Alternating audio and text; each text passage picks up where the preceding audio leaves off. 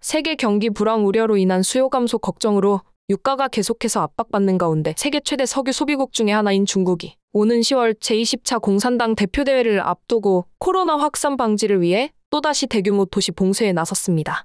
그런데도 9월 5일에 열리는 오펙 플러스 회의에서 감산 협의가 있을 것 같지는 않습니다. 일부 언론에서는 유가를 부양하기 위해 감산 가능성을 배제할 수는 없다고 하지만 3명 이상의 오펙 소식통에 따르면 이번 회의에서 기존 할당량을 그대로 유지할 가능성이 가장 높아 보입니다. 가장 최근에 나온 오펙의 생산량 보고서는 7월 자료인데 6월 생산량에 비해 증가량의 73%에 해당하는 대부분은 사우디에서 발생했으며 UAE, 쿠웨이트, 그리고 이라크에서도 어느 정도 증가가 있었습니다. 반대로 베네수엘라가 가장 큰 감소를 했고 앙골라도 6월에 비해 다소 감소했습니다.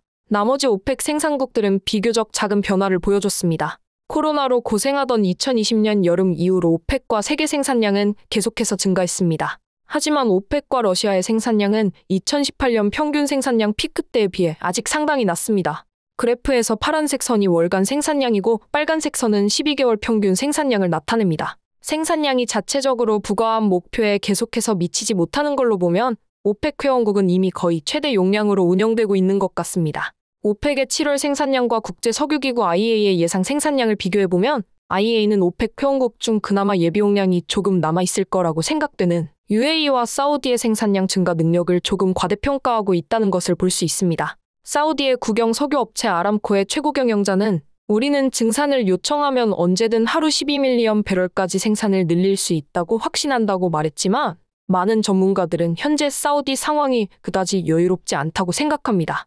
참고로 아람코는 이번 2분기 실적 발표에서 한화로 약 63조 원의 단기 순이익을 올리며 분기 기준 역대 최고 실적을 거뒀다고 발표했습니다.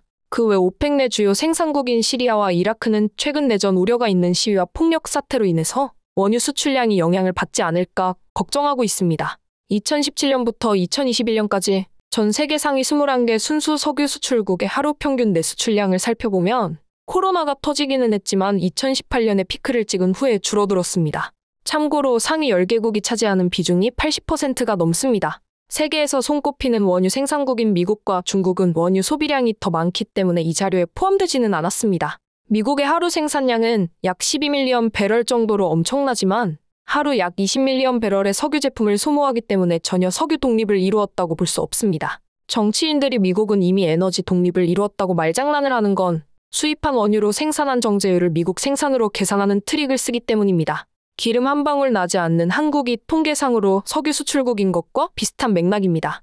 오펙은 여전히 생산량 쿼터를 채우지 못하고 있을 정도로 예비 용량이 충분해 보이지 않고 코로나를 감안하더라도 2018년 이후로 한풀 꺾인 생산량을 급속하게 증가시키는 것은 거의 불가능해 보입니다.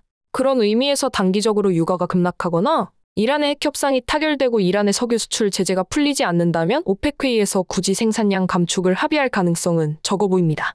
설사 이란 핵 합의가 신속하게 처리되더라도 이란이 생산량을 늘리는 데는 시간이 상당히 걸릴 겁니다. 하지만 이란은 페르시아만, 싱가포르, 그리고 중국 근해의 선박과 육상 탱크에 전 세계 1일 평균 공급량인 약 1억 배럴을 저장하고 있다고 알려져 있고 조 바이든 대통령이 6개월 동안 SPR에서 약 1억 8천만 배럴을 방출한 걸 비교해보면 초반에 상당한 양의 원유가 시장에 풀릴 수 있다는 점을 염두에 둬야 할 것 같습니다. 물론 이란은 현재 제재에도 불구하고 중국 등에 비교적 자유롭게 수출하는 중이라 IEA의 추산량은 부풀려져 있을 가능성이 큽니다. 이란과 협상 타결 없이 계획대로 유럽연합이 러시아산 원유의 금수 조치를 실행한다면 유가가 전고점을 뚫을 수 있다는 우려가 있습니다. IEA의 추정에 따르면 12월 5일부터 해상수송 원유 및 일부 송유관을 통해서 공급되던 러시아산 원유의 금수 조치가 발동한다면 유럽 시장에서 하루 약 1.3밀리언 배럴의 원유가 사라질 예정이라고 합니다. 10월 말에 미국이 주도하는 전략 비축유 방출이 중단되면 러시아 제재와 상관없이 11월부터 하루 최소 1밀리언 배럴의 공급이 줄어들면서 시장이 더욱 타이트해질 것은 명확하기 때문입니다. 중국, 인도, 그리고 터키 같은 아시아와 아프리카 국가들의 러시아산 원유 수입이 늘어났고 원산지만 바꿔서 거래될 수도 있기 때문에 제재가 크게 실용성이 있을지는 지켜봐야겠습니다. 실제로 제재의 대상인 이란, 러시아 그리고 베네수엘라산 연료유가 허브인 UAE를 통해서 원산지가 세탁되고 있는 것으로 확인되었습니다. 스위스의 무역 중개회사에 따르면 UAE를 통해서 제공된 석유 제품의 유황 함량이 러시아산의 특성과 일치했지만 원산지는 다르게 표기되어 있었다고 합니다. 그래도 한 가지 확실한 것은 시간이 지날수록 여러 가지 기술적 어려움으로 인해 러시아의 생산량은 줄어들 수밖에 없습니다. 러시아에서 두 번째로 큰 석유 회사인 루크오일의 CEO가 심장질환으로 병원에서 치료받던 중 6층 창문에서 떨어져 사망한 사건이 있었습니다. 그가 우크라이나 전쟁을 비판했다는 점에서 그의 죽음은 더욱 미스터리합니다. 사실 그를 포함해서 올해만 러시아의 석유와 가스 기업 관련 경영진 중에 사망한 사람이 6명인데 그중 4명은 자살했고 1명은 약물 중독, 그리고 나머지 1명은 총상을 입고 숨졌다고 합니다. 아마도 러시아 석유 산업의 미래를 보여주는 게 아닐지 모르겠습니다. 금요일에 G7 재무장관들은 러시아산 원유에 대한 가격 상한선을 부과하는 데 동의했습니다. 세부 내용을 봐야 알겠지만 전부 러시아 때문이라는 정치적인 이슈와 왜 크게 실효가 있을지는 의문입니다. 러시아는 반발 조치로 상한제를 시행하는 국가에게는 석유를 판매하지 않음으로써 보복하겠다고 경고했습니다. 그와 별개로 러시아의 국영 천연가스 회사 가스프롬은 성명을 통해 예정된 보수 작업을 하던 중 누출이 감지되어 독일로 가스를 공급하던 노드스트림 송유관을 당분간 완전히 폐쇄한다고 발표했습니다. 유가 상승에도 불구하고 미국 국내 생산량은 아직 코로나 전 수준을 회복하지 못했습니다. 세계 3대 오일 서비스 업체인 할리버튼에 따르면 고유가가 유지되더라도 당장 시추 작업에 동원될 수 있는 장비와 인력이 절대적으로 부족하다고 말하고 있습니다. 고압 펌프부터 쇠파이프까지 모든 장비와 재료가 부족한 상황입니다. 현재 미국 뉴전에서 파쇄 작업을 담당하고 있는 인력은 2018년에 비해 약 42%나 줄어든 상황이고 물가 상승으로 파쇄 비용은 올해 27% 정도 증가할 것으로 예상했습니다. 할리버튼의 북미 매출이 2분기에만 26% 증가했다고 보고했는데 이는 주로 프래킹 작업 때문입니다. 최근 미국 생산량은 걸프만의 해양 유전에서 많이 증가했고 셰일 오일들이 특유의 엄청난 감소율을 제대로 대체할 수 있을지는 지켜봐야 할 것 같습니다. 합병을 마치고 퍼미안 리소시스로 이름을 바꾼 CDV가 내년도 가이던스를 발표하면서 생산량을 10% 정도 늘릴 거라고 했는데 CEO는 지금처럼 인력과 장비가 부족한 상황에서 어려운 도전이 될 거라고 합니다. 드릴은 했지만 아직 완성하지 않은 예비 유정을 DUC라고 하는데 미국의 가스와 원유 DUC 재고를 비교해보는 것도 재밌습니다. 가스 DUC는 코로나 사태 이후 완만히 줄어들었고 요즘 잘 나가는 헤인즈빌 유전 쪽은 활발한 활동으로 오히려 재고가 급격히 늘어나고 있습니다. 반면 원유 DUC는 상대적으로 급격히 줄어들고 있습니다. 그동안 미국 생산자들은 새로 시추하기보다 코로나 사태 때 생산량을 줄이면서 쌓여있던 DOU를 이용해서 비교적 저비용으로 생산량을 빠르게 회복할 수 있었지만 앞으로 그 생산량을 유지하기 위해서는 상대적으로 많은 시간과 비용을 들여야 가능하다는 이야기입니다. 천연가스는 몇 년 전만 해도 원유를 시추하면서 따라 나오는 성가신 부산물로 그냥 공기 중에 태워버리기도 했지만 현재는 회사들에게 엄청난 수익을 가져다주고 있습니다. 특히 유럽의 천연가스 위기로 미국의 올해 LNG 수출량은 전년 대비 18% 증가했습니다. 코로나 전에 거금을 들여 석유 유전을 인수했던 CHK는 덕분에 코로나 사태 때 챕터 11에 가기도 했는데 이제 그 자산을 매각하고 다시 순수가스 회사로 돌아갈 계획입니다. 요즘 인기 있는 헤인즈빌 가스전에서 2개의 시추 굴착기를 추가했으며 최근에 카타르와 엑손모빌이 합작하는 LNG 수출 프로젝트인 골든 패스 LNG에 천연가스를 공급하는 계약을 체결했습니다.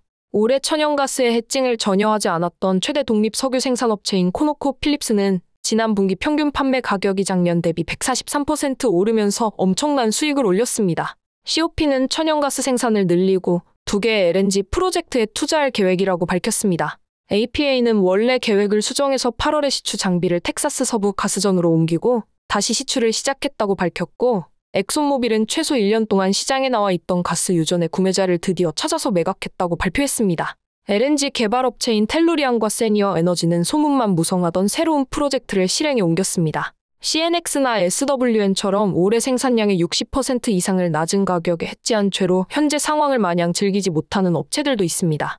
이런 미국 천연가스의 대호황은 가스 전문 기업이 아니더라도 가스를 일정 부분 같이 생산하는 셰일 오일 기업에 큰 도움이 될 것입니다. 결론적으로 석유 섹터 투자의 불안한 점은 코로나로 촉발된 다양한 경제 문제와 중앙은행의 공격적인 금리 인상 정책으로 소비를 악화시키면서 글로벌 성장이 둔화할 거라는 우려가 가장 큽니다.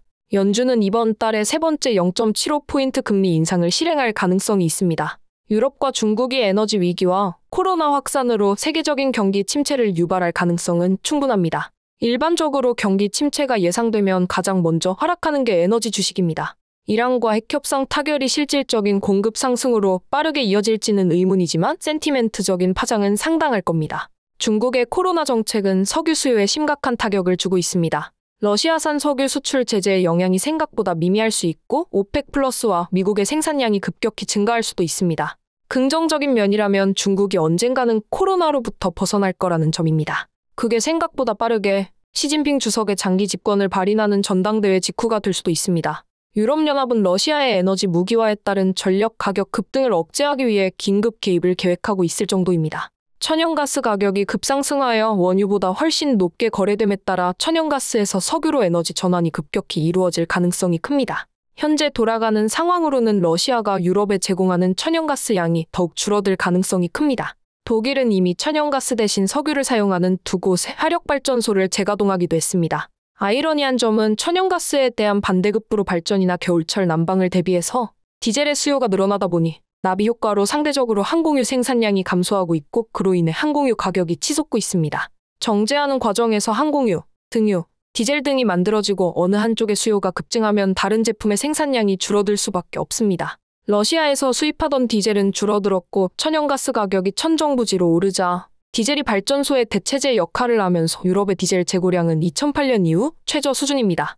유럽은 디젤 차량의 천국인데 팬데믹 이후 늘어나는 디젤 차량의 운행만큼이나 항공 수요도 급격히 늘어나고 있기 때문에 이런 상황이 장기간 이어질 가능성이 큽니다. 항공사의 글로벌 좌석수는 현재 코로나 전인 2019년보다 약 14% 낮은 수준이지만 늘어나는 승객 수에 비해 공항이나 항공사 직원들이 턱없이 부족하다 보니 항공편 취소나 화물 분실 같은 혼란이 야기되고 있습니다. 항공유는 일반적으로 항공사 운영 비용의 약 4분의 1을 차지하는 걸로 알려져 있습니다.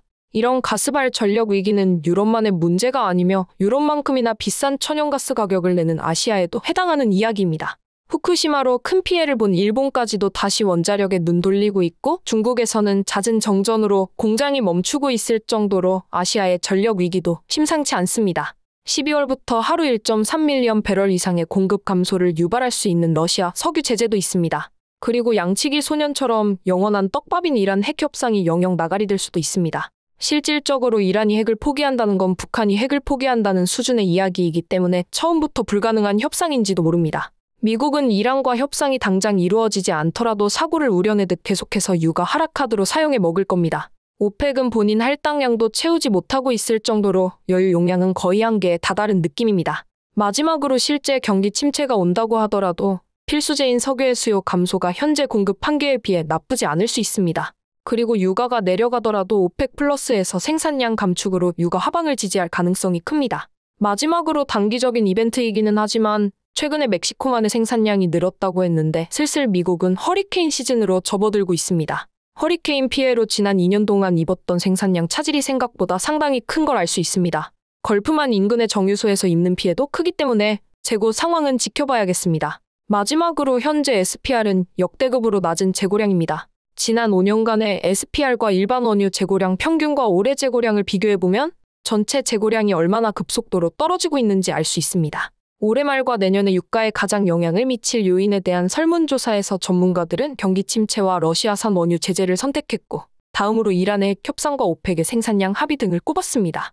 단기적으로는 9월의 금리 인상, 10월의 SPR 방출 중단, 그리고 11월에 미국 중간 선거가 큰 요인으로 작용할 것 같고 그때까지 압박은 계속될 것 같습니다. 오케이, 거기까지.